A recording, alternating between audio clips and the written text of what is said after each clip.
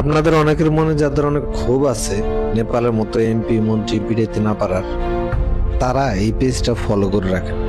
List এবার অনেক লম্বা। আগের বার ওয়াকার সাহেবের জন্য পারিনি, ইন্ডিয়ার জন্য পারিনি, কিন্তু এইবার আমাদের ঘরের শত্রু পাওয়া গেছে। ক্ষমতায় বসে এরা জোকারি করে, এক এক দিন এক একটা সার্কাজম করে, টাহা মিথ্যা কথা ছাড়া সত্য ভুলেও বলে না। আওয়ামী লীগের অবস্থা থেকে এরা শিক্ষা নেয়নি। আর কিছু দালাল আছে, বিশ্বাস করেন তারা কেউ ইন্ডিয়ার না, বাংলাদেশেই ছিল।